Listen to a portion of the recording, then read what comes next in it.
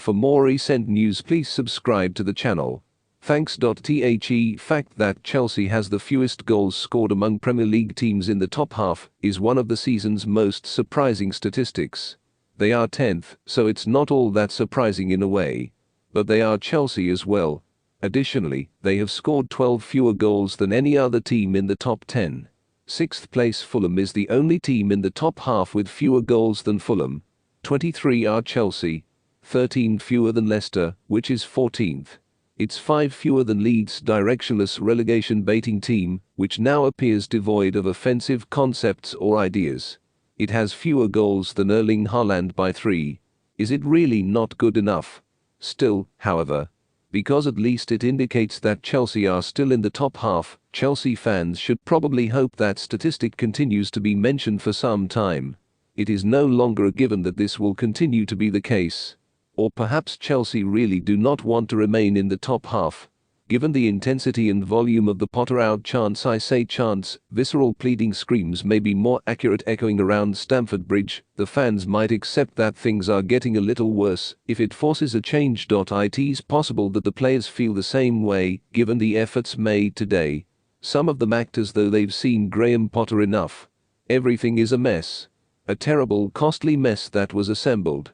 In the year 2023, they have only won 1 game and scored 4 goals in 10 games across all competitions. Given that, making a performance that is without a doubt the worst of the bunch is a decent effort. Today, they were successful. Despite the 3 points, this was a terrible performance against a Southampton team without a manager and still at the bottom of the table. In a Chelsea season full of them, it was a new low. It doesn't matter that Southampton and Ruben Sells, their temporary manager, deserve a lot of praise for their organization and dedication. In fact, they do deserve it because it simply shouldn't have been enough. This cannot continue for Chelsea. At some point, the situation becomes untenable, and there may be a sense that this season is being written off as nothing more than a period of settling in for new players.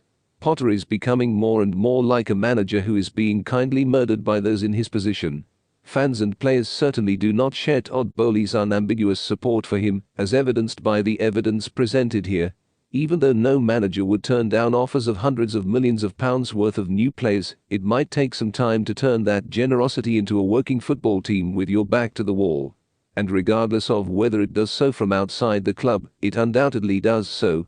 After halftime, there were some signs of improvement, and James Ward-Prowse's shock. Who else? How else could you score from a free kick? In the second half, Raheem Sterling unquestionably changed the way things felt. However, the first half was so flat and uninspired that it barely merits mention, and the improvement was so insignificant that it was irrelevant. Their season will be over if Chelsea cannot overcome a 1-0 deficit against Dortmund in the Champions League last 16. It's hard to imagine how any Chelsea manager could survive, no matter what mitigations can be used to deal with injuries, suspensions, or integrating new players. Especially one who does not have any real bank credit. It didn't help Thomas Tuchel win the Champions League.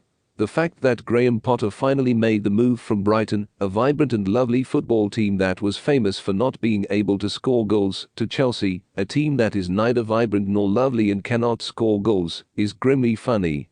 Hope you enjoyed the video. Participate in the comment section to voice your opinion.